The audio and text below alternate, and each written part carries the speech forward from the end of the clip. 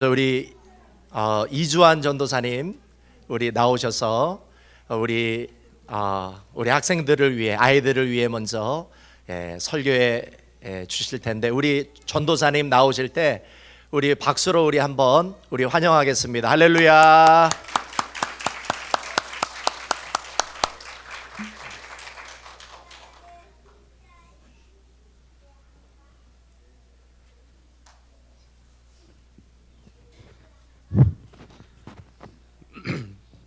There's an old fable by Aesop.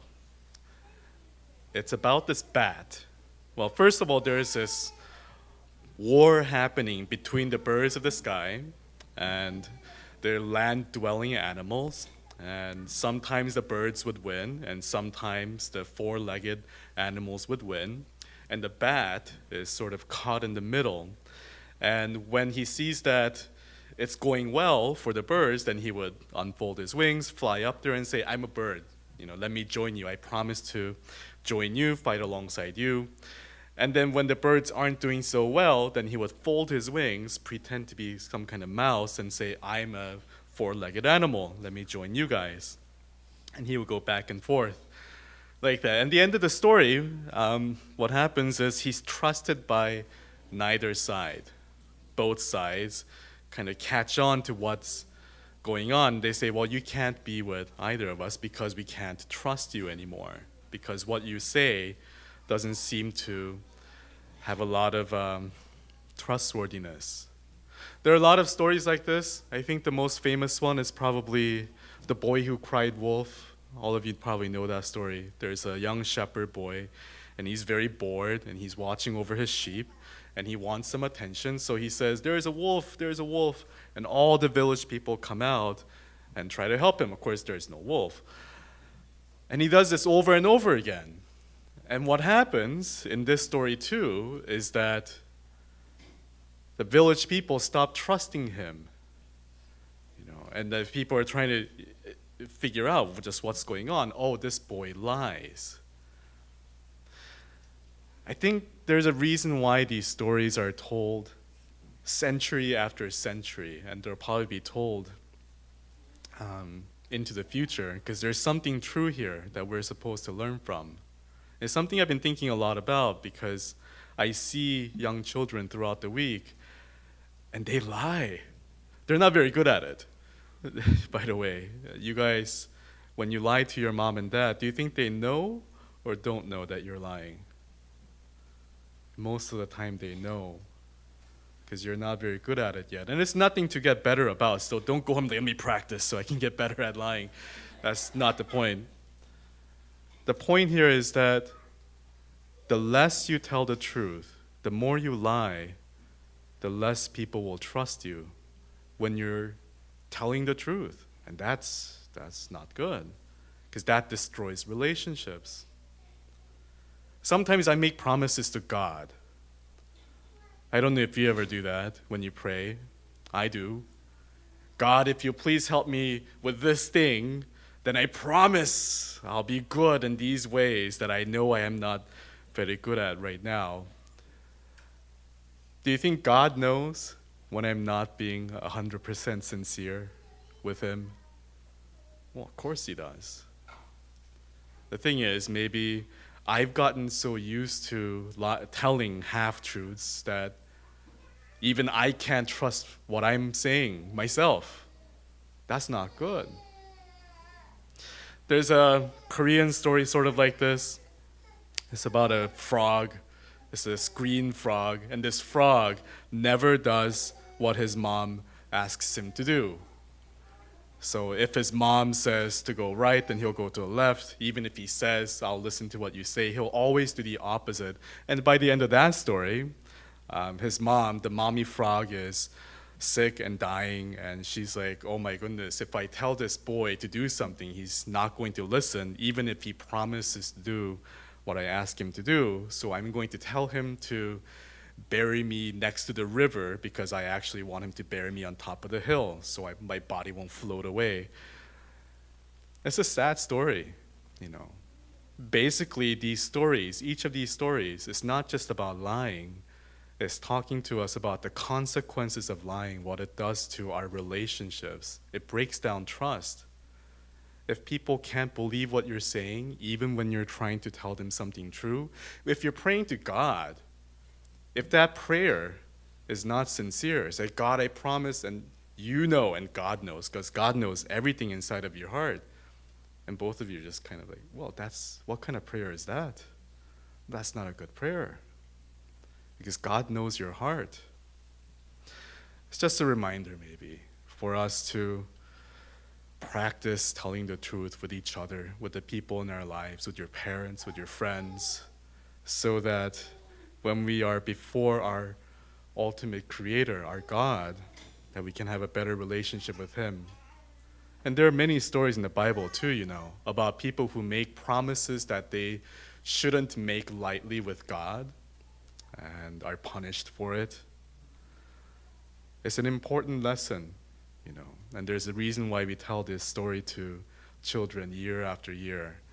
And I hope it's something that we can all try to do better, myself included, to make sure that we're not knowingly, at least, lying to God or to mom and dad, because telling the truth, well, that's how you keep relationships together. If you want to have a good relationship with mom or dad, with your friends at school, you have to speak the truth. All right, let me pray for us. Dear Heavenly Father, thank you so much for this beautiful Sunday morning. Father God, help us to have the courage to tell the truth, both in our prayers to you, to our parents, to our friends, in every circumstance, even when it is difficult. Help us, Father God, to be the kinds of people whose words are taken seriously, because people can trust that we will be accountable to our word. Bless us all, Father God. Keep us safe throughout the week. Watch over all of us and bring us back here again safely together. In your name we pray all these things. Amen. 할렐루야. 우리 귀한 말씀 전해주신 우리 전도사님 위해서 우리 박수로 한번 격려하겠습니다. 네.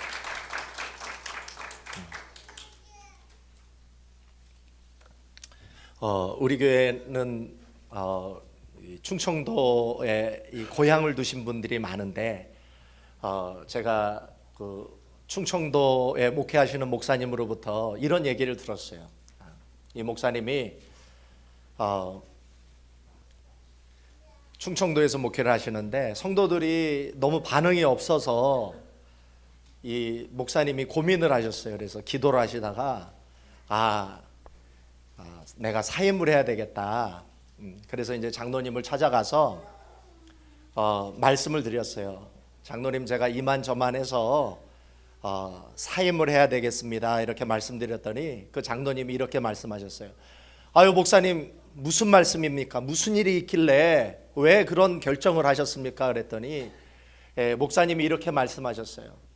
제가 아무리 열심히 설교를 해도 성도들이 반응이 없습니다.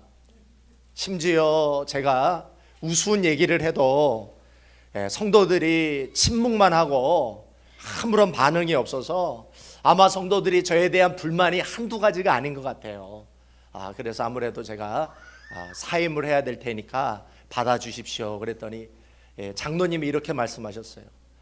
아유, 목사님, 우리들은요 목사님께 말씀을 듣고 집에 가서 웃어요.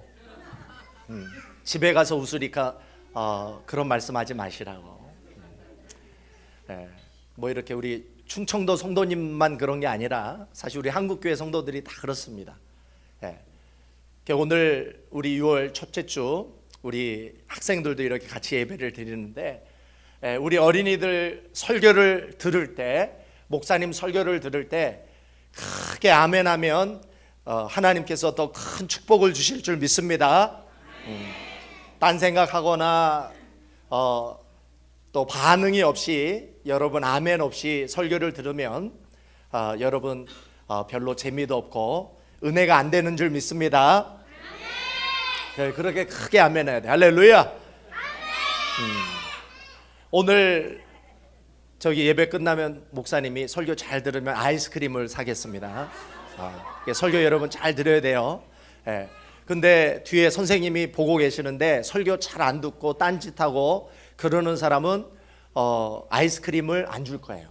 아마 뒤에 선생님이 다 지금 체크하고 있으니까 여러분 잘 설교를 들어야 될 줄 믿습니다.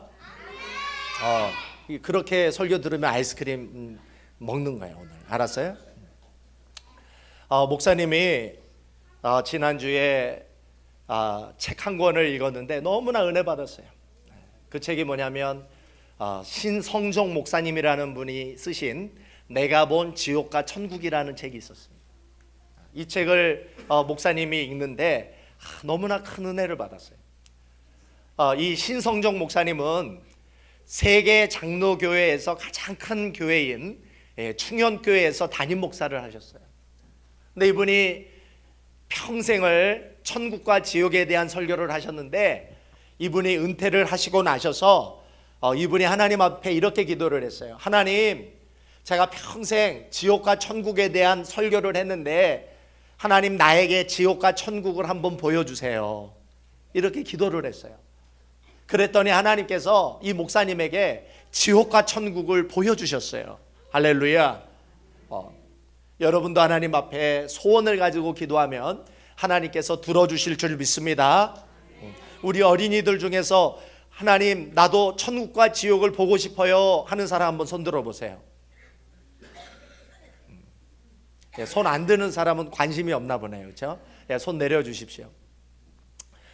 그래서 이제 이분이 하나님께서 천국과 지옥을 보여주셨는데 그것을 보고 나서 이분이 책을 썼어요. 내가 본 지옥과 천국이라는 책을. 그래서 이분이 실제로 지옥을 딱 가봤더니 이 지옥에 4가지 특징이 있더래요. 지옥의 4가지 특징. 자, 첫 번째, 이분이 지옥을 갔더니 지옥에는 물이 없다라는 거예요.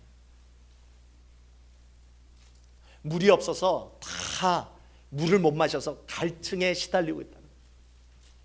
여러분, 물을 마시지 못하는 고통이 얼마나 큰지 여러분 아시죠? 얘 잘 반응을 해야 아이스크림 먹는 거야.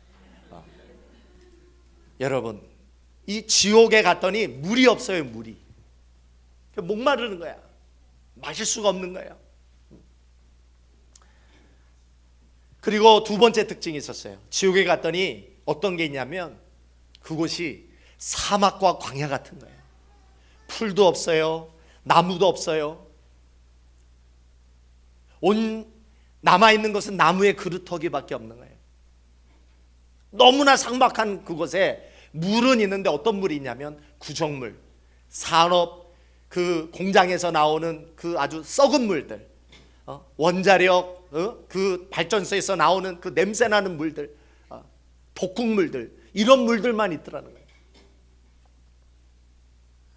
세 번째, 지옥에 갔더니 지옥을 보셨는데 어떤 특징이 있냐면 그 지옥에 있는 사람들이 한국말로 또는 각자 그 민족의 말로 서로 대화를 나누는데 서로 못 알아듣는 거예요. 그러니까 자기 말만 하고 있는 거예요. 의사소통이 안 되는 거예요. 커뮤니케이션이 안 되는 거예요. 그랬더니 사람이 미쳐버리는 거예요. 내가 말을 해도 그 사람이 못 알아듣고 그 사람이 말을 하는데 내가 못 알아듣는 거예요. 그래서 의사소통이 안 돼서 서로 괴로워하는 모습을 본 거예요. 네 번째, 마지막 네 번째 특징. 지옥을 하나님이 보여주신 지옥을 봤더니 사람들이 다 이 팔이 굽지를 못하더라는 거예요. 다 뻣뻣하게 이렇게 펴져 있는 거예요. 그래가지고 이 편 가운데서 음식을 먹어야 되는데 음식을 퍼서 자기 입으로 늘려가는데 이게 굽어지지 않으니까 자기 입으로 못 가는 거예요. 그래서 다 먹지 못하고 다 뼈만 남은 채 앙상하게 사람들이 굶주려서 살고 있는 모습을 본 겁니다. 그때 이 목사님이 그분을 그 지옥을 안내하는 그 사람한테 이렇게 물었답니다. 여보세요, 서로 먹여주면 되잖아요. 서로 먹여주면은 그 음식을 먹고 잘 살 수가 있는데 왜 그러지를 못할까요? 그랬더니 그 안내자가 이렇게 대답을 하더래요. 이 사람들이 이 땅에 살면서 그렇게 서로를 섬기며 먹여줄 줄 알았다면 처음부터 지옥에 오지 않았을 것입니다. 자기 욕심에 쌓여 있어서 자기밖에 모르기 때문에 이 사람들이 이렇게 팔이 굽지 않은 채 자기만 먹으려고 하다가 이렇게 굶주려 있는 것입니다. 이렇게 얘기를 쓴 것을 제가 봤습니다. 여러분, 이 이야기를 들어보니까 우리 어린이들 한번 대답해 보세요. 이런 지옥에 가야 됩니까? 가지 말아야 됩니까? 우리 중앙교회 모든 성도들은 이런 지옥에 가는 사람이 단 한 사람도 없기를 주님의 이름으로 소망합니다. 바로 그거예요. 여러분, 지옥 시민들은 이 땅에서 지옥의 방식대로 살다가 지옥이 체질이 돼가지고 지옥에 가는 거예요. 그런데 천국 시민들은, 천국에 가는 사람들은 이 땅에서 천국의 방식대로 살고 천국이 체질이 돼서 천국으로 들어가는 줄 믿습니다. 여러분, 우리가 왜 교회를 나와야 합니까? 우리가 왜 교회를 다녀야 합니까? 이유는 간단합니다. 교회를 다니게 되면 예수님을 믿게 되는 줄 믿습니다. 지옥의 방식대로 산 것을 회개하게 되는 줄 믿습니다. 천국에 오면 천국의 방식, 천국 시민들이 살아가는 삶의 방식을 연습하고 훈련할 수 있기 때문에 교회를 다니는 사람들은 천국에 들어가는 줄 믿습니다. 그러니까 여러분, 교회 오고 싶지 않아도 교회를 나와야 돼요? 나오지 말아야 돼요? 교회를 나와야 돼요. 교회를 나와서 이 설교를 잘 듣고 천국 시민이 되기 위해 천국의 삶의 방식을 우리가 열심히 배우고 훈련하고 연습해야 될 줄 믿습니다. 목사님의 말씀을 잘 듣고 또 여러분들에게 가르쳐 주시는 선생님의 말씀을 잘 듣고 그 말씀대로 열심히 살면, 천국의 방식을 열심히 따르다 보면 여러분들 죽어서 다 천국에 갈 줄 믿습니다. 그렇습니다. 그런 의미에서 우리는 오늘 이 아침에 천국 시민들은 어떻게 사는가, 천국의 시민들은 어떤 방식으로 사는가, 그것을 함께 배우는 이 아침이 되기를 주님의 이름으로 소망합니다. 여러분, 천국을 소망하는 자, 천국의 시민이 되기를 원하는 사람은 이 설교를 잘 들어야 될 줄 믿습니다. 여러분, 미국 시민이 되려면 미국의 법을 잘 지켜야 됩니다. 그래야 미국 시민이 될 수 있듯이 천국 시민이 되려면 천국의 법을 잘 지켜야 될 줄 믿습니다. 오늘 목사님은 천국 시민이 되기 위한 가장 중요한 천국의 법 3가지를 함께 나누려고 합니다. 자, 첫 번째, 천국 시민들은 어떻게 사느냐? 천국 시민들은 미워하지 않고 사랑하며 사는 줄 믿습니다. 한번 따라해 보시겠습니다. 미워하지 않고 사랑하며 살자. 그러면 여러분 천국 갈 수 있어요. 우리 한번 말씀을 같이 한번 실제로 그런지 우리 한번 같이 읽어보겠습니다. 우리 누가복음 6장 27절 말씀, 누가복음 6장 27절 말씀 우리 한번 읽어보겠습니다. 시작. 그러나 너희 듣는 자에게 내가 이르노니 너희 원수를 사랑하며 너희를 미워하는 자를 선대하며. 여러분, 천국 시민들은 어떻게 산다는 거예요? 사랑하며 선대하며 산다. 사랑하며 선대하며 산다. 선대가 뭐냐면 착하게 대한다는 거예요. 좋게 대한다는 거예요. 자, 그런데 천국 시민들은 나에게 잘해주고 나를 사랑해주고 나를 축복해 주는 사람만 사랑하고 좋게 대할까요? 아니면 원수와 나를 미워하고 나에게 상처를 주고 나를 아프게 했던 사람도 사랑하며 좋게 대할까요? 후자인 줄 믿습니다. 후자인 줄 믿어요. 나를 미워하고 나에게 상처를 주고 나를 아프게 하고 나를 힘들게 했던 원수조차도 천국의 시민들은 사랑하며 좋게 대한다는 거예요. 우리들의 원래 본성은 우리들의 자연스러운 우리들의 체질은 사실은 나를 미워하고 아프게 하고 힘들게 했던 사람을 미워하고 정죄하고 비판하고 욕을 해주고 싶은 마음이 우리들의 원래 본성이에요. 그건 누가 가르쳐주지 않아도, 훈련하지 않아도 그렇게 됩니다. 그런데 천국의 시민들은 미워할 줄 모르는 줄 믿습니다. 천국의 시민들은 다른 사람을 욕하지 못하는 줄 믿습니다. 그게 자연스럽지 않다는 거예요. 성령님이 내 안에 임하시고 예수를 믿게 되면 성령 하나님께서 나의 마음을 바꿔주시는 줄 믿습니다. 우리가 이러한 천국의 시민의 마음을 배워가면 배워갈수록 우리의 천국이 더 가까워지게 될 줄 믿습니다. 덴마크와 스웨덴이 전쟁을 한 적이 있어요. 덴마크와 스웨덴이 전쟁을 하는데 치열한 전쟁 전이 끝나고 나서 이 덴마크 이 군인이 그 전장에 가서 순찰을 하고 있었어요. 그런데 덴마크 이 군인이 순찰을 하는데 그 전장에 한 스웨덴 군인이 부상을 당해서 누워 있었어요. 이 덴마크 군인이 크리스찬이었어요. 적이었으면 그 적을 보고 총으로 쏴서 죽여야 될 텐데 이 덴마크 군인이 크리스찬이다 보니까 이 스웨덴 군인, 이 부상을 당한 스웨덴 군인이 불쌍히 여겨졌어요.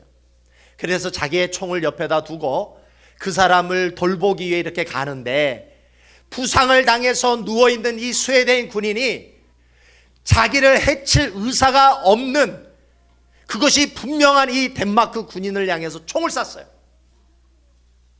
그런데 그 총이 그 덴마크 군인을 맞지 않고 빗나갔어요. 그래서 이 덴마크 군인이 부상을 당하지 않고 죽지 않았어요. 자, 보통 사람들 같으면 내가 그 사람을 도와주고 그 사람을 돌보기 위해 가는데 나에게 적대 행위를 하고 총을 쏜 그 스웨덴 군인을 어떻게 해야 됩니까? 보통 같으면 이 괘씸한 놈 총을 들고 쏴버렸을 거예요. 근데 이 덴마크 군인이 그 사람이 가지고 있는 그 스웨덴 군인이 가지고 있는 총을 뺏어다가 옆에다 두고 이렇게 얘기를 했어요. 내가 당신에게 내 물통에 있는 물을 다 주려고 왔는데 당신이 나에게 총을 쐈기 때문에 물병에 있는 밥만 주겠어 하고 이 사람에게 물을 마시게 하는 거예요. 할렐루야. 여러분, 이게 천국 시민의 방식인 줄 믿습니다. 이게 바로 천국 시민의 삶의 방식이에요. 나에게 해를 줘도 그대로 갚는 것이 아니라 오히려 선대하고 좋게 대하고 그를 축복해 주는 것이 천국 시민의 삶의 방식인 줄 믿습니다. 자, 두 번째, 천국 시민들은 어떻게 사냐면 비판하고 정죄하고 욕을 하는 것이 아니라 축복하며 산다는 거예요. 어떻게 산다고요? 비판하고 정죄하고 욕을 하는 게 아니라 축복하며 산다는 거예요. 자, 우리 한번 말씀을 한번 같이 읽어보겠습니다. 자, 정말 그런지 우리 한번 말씀을 읽어보겠습니다. 자, 우리 28절, 누가복음 6장 28절 한번 읽어보겠습니다. 시작. 너희를 저주하는 자를 위하여 축복하며 너희를 모욕하는 자를 위하여 기도하라. 우리 37절도 읽어보겠습니다. 37절 시작. 비판치 말며 그리하면 너희가 비판을 받지 않을 것이요 정죄하지 말라 그리하면 너희가 정죄를 받지 않을 것이요 용서하라 그리하면 너희가 용서를 받을 것이요. 여러분, 천국 시민들은 늘 어떻게 이야기를 합니까? 말하는 방식이 늘 축복인 줄 믿습니다. 왜 크리스찬들이 욕할 줄 모르고 비판할 줄 모르고 정죄할지 모르겠어요. 다 알아요, 우리도. 그런데 예수를 믿고 성령이 내 마음에 들어오시면 비판하고 정죄하고 욕을 하면 마음이 괴로워요. 그러면 마음이 고통스러워져요. 마음이 힘들어져요. 그게 자연스럽지 않은 거예요. 예수를 믿고 성령을 받으면 다른 사람을 축복하는 마음이 생기는 줄 믿습니다. 천국 시민들은 다른 사람의 단점과 흠을 보지 않고 그 사람의 장점만 보는 줄 믿습니다. 아무리 단점이 많고 흠이 많은 사람이라 할지라도 천국 시민들은 그 사람의 장점과 가능성을 보고 그 사람의 장점을 이야기해 주는 줄 믿습니다. 빌리 그레이엄 목사님이라는 분이 있습니다. 세계적으로 쓰임 받으신 이 목사님, 최근에 돌아가셨어요. 101세의 나이로 돌아가셨어요. 사람들이 묻습니다. 이분이 굉장히 행복한 가정을 꾸리셨어요. 부부 관계가 아주 좋았어요. 그래서 사람들이 물었습니다. 목사님, 어떻게 하면 행복한 가정을 꾸릴 수 있을까요? 어떻게 하면 좋은 부부의 관계를 맺을 수 있을까요? 그때 빌리 그레이엄 목사님이 뭐라고 얘기했을까요? 그 질문을 하는 사람들마다 이렇게 얘기를 했어요. 저나 남편, 와이프가 흠이 없고 단점이 없어서 우리가 행복한 가정을 꾸린 게 아니었습니다. 이랬어요. 나나 우리 와이프나 흠이 많고 실수가 많고 단점이 너무나 많습니다. 그러나 우리가 행복한 가정을 꾸릴 수 있는 시크릿, 비결은 딱 한 가지밖에 없었습니다. What is the secret of a happy family? 그 비결은 뭐냐? 우리는 good forgivers. 우리는 용서를 잘하는 사람입니다. 이랬어요. 할렐루야. 한번 따라해 보시겠습니다. Good lover is good forgiver. 정말 사랑의 사람은 어떤 사람입니까? 정말 사랑의 사람은 어떤 사람이에요? 용서하는 사람이에요. 여러분, 행복한 가정, 행복한 인간관계를 맺기를 원하십니까? 여러분, 행복한 교회 생활을 하기를 원하십니까?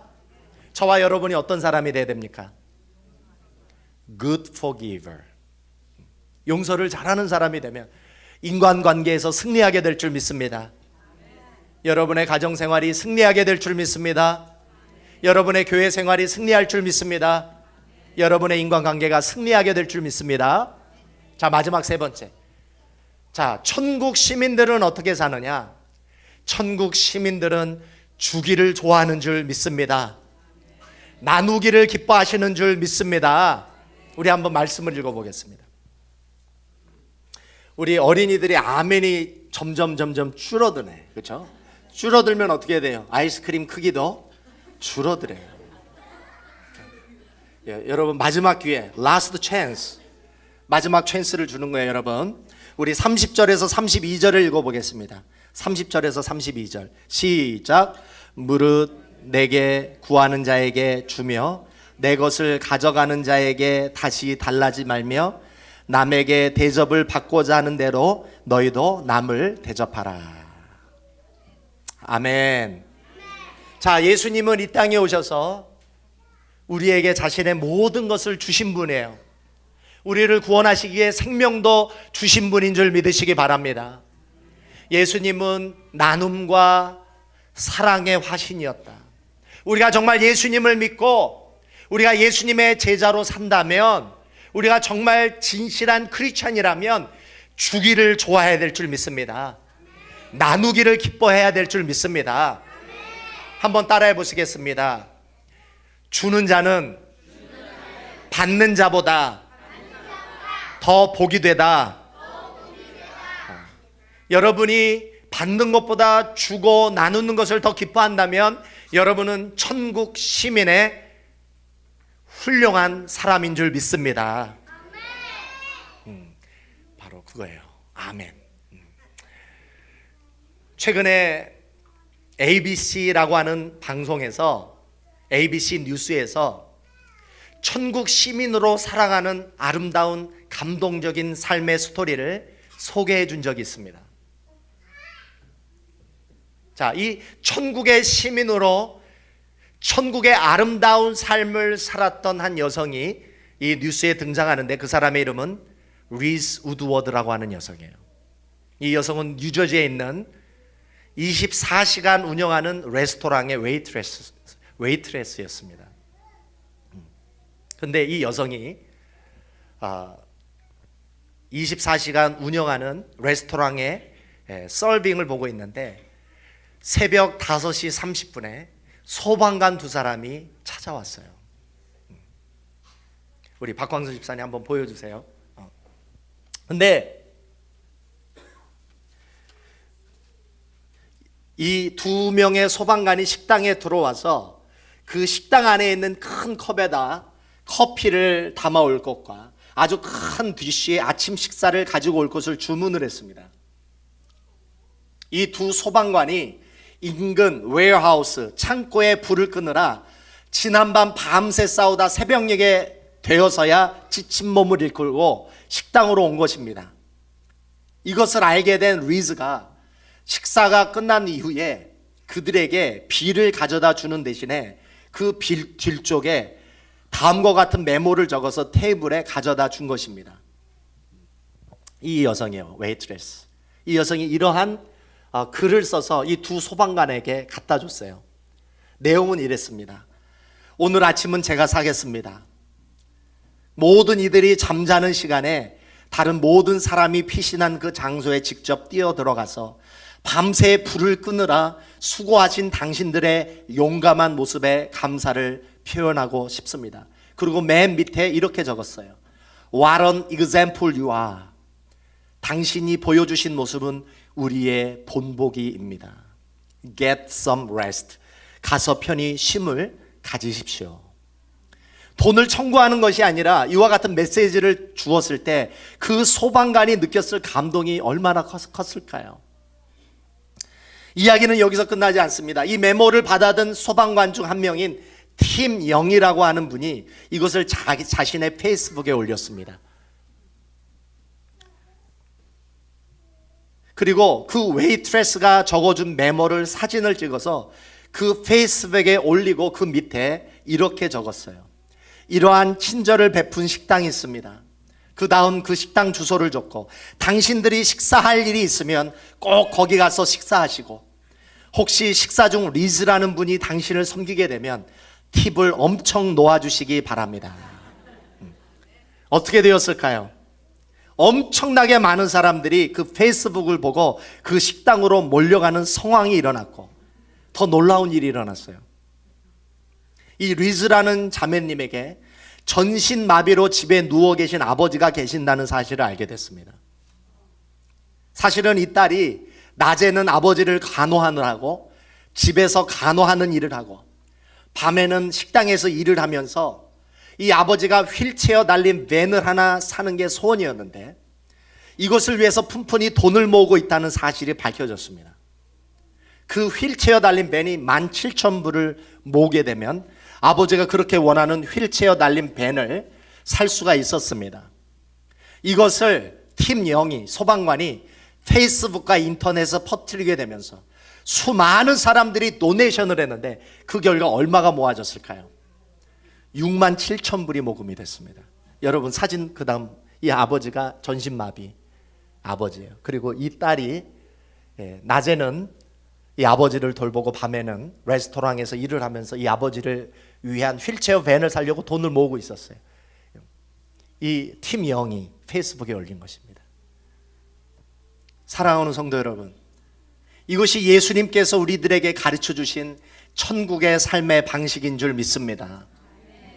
나에게 주어진 축복을 내가 움켜쥐고 있는 것이 아니라 내가 누군가를 위해 풀어내고 베풀 때 그 힘이 세상에 막혀있는 담을 허물고 세상에 축복의 물꼬를 열어서 이 땅에 천국을 심는 위대한 능력이 되는 줄 믿습니다. 그래서 예수님이 말씀하셨어요. 누가복음 6장 38절 우리 한번 같이 읽어보겠습니다. 자, 이 말씀을 읽고 말씀을 맺겠습니다. 우리 누가복음 6장 38절 한번 읽어보겠습니다. 이게 바로 천국의 시민들의 사는 방식입니다. 우리 한번 읽어보겠습니다. 시작. 주라 그리하면 너희에게 줄 것이니 곧 후이되어 누르고 흔들어 넘치도록 하여 너희에게 안겨주리라. 너희 헤아리는 그 헤아림으로 너희도 헤아림을 도로 받을 것이니라. 아멘. 우리 기도하겠습니다. 우리 같이 기도하실 때 하나님, 우리도 예수님이 가르쳐 주신 천국의 삶을 배우고 그것을 실천하며 살게 해 주십시오. 하나님, 나에게 성령을 부어 주셔서 저희들의 마음 가운데 아버지, 천국 시민들이 가지고 있는 그 마음을 가지고 이 땅에 살아가며 천국의 시민을 연습하며 우리가 마침내 천국에 들어가는 축복을 저희들에게 허락해 주시옵소서. 우리 함께 기도하겠습니다. 아버지 하나님, 감사합니다. 오늘도 천국 시민들이 어떻게 사는지 아버지, 그 삶의 방식을 배웠습니다. 아버지 하나님, 저희들 오늘 이 자리에 말씀을 들으며 아버지, 천국 시민으로 살지 못했던 아버지, 저희들의 지난날의 모든 죄를 아버지 용서해 주십시오. 오늘 이 아침에 천국 시민으로 살지 못했던 그런 마음들을 버리고 저희들의 모든 삶의 습관들을 버리고 오늘도 예수님께서 가르쳐 주신 아버지 천국 시민의 삶을 날마다 연습하고 훈련하며 실천하며 살아가게 하여 주시옵소서. 천국 시민은 미워하지 않고 사랑하며 산다고 말씀하셨습니다. 천국 시민은 비판하고 정죄하고 욕을 하는 것이 아니라 축복하며 격려하며 산다고 아버지 하나님 말씀하셨습니다. 천국 시민은 주기를 기뻐하며 나누는 것을 아버지 하나님 즐기며 산다라고 아버지 하나님 저희들 배웠습니다. 오늘도 저희 배운 말씀대로 아버지 하나님 날마다 순종하며 실천함으로 저희들의 삶 가운데 그리고 저희들이 살아가는 공동체와 아버지 이 땅 가운데 천국을 심어나가는 우리 귀한 우리 중앙교회 권속들 될 수 있도록 인도하여 주시옵소서. 내가 너희에게 전한 것은 주께 받은 것이니 곧 주 예수께서 잡히시던 밤에 떡을 가지사 축사하시고 떼어 가라사대 이것은 너희를 위하는 내 몸이니 이것을 행하여 나를 기념하라 하시고 식후에 또한 이와 같이 잔을 가지시고 가라사대 이 잔은 내 피로 세운 새 언약이니 이것을 행하여 마실 때마다 나를 기념하라 하셨으니 너희가 이 떡을 먹으며 이 잔을 마실 때마다 주의 죽으심을 오실 때까지 전하는 것이니라. 그러므로 누구든지 주의 떡이나 잔을 합당치 않게 먹고 마시는 자는 주의 몸과 피를 범하는 죄가 있느니라. 오늘 이 시간 우리 성찬식을 함께 그 시간을 갖겠습니다. 오늘 주님의 살을 먹고 주님의 피를 마실 때 우리가 이 성찬에 합당한 모습으로 우리가 이 성찬에 참여할 수 있도록 우리 함께 기도하겠습니다.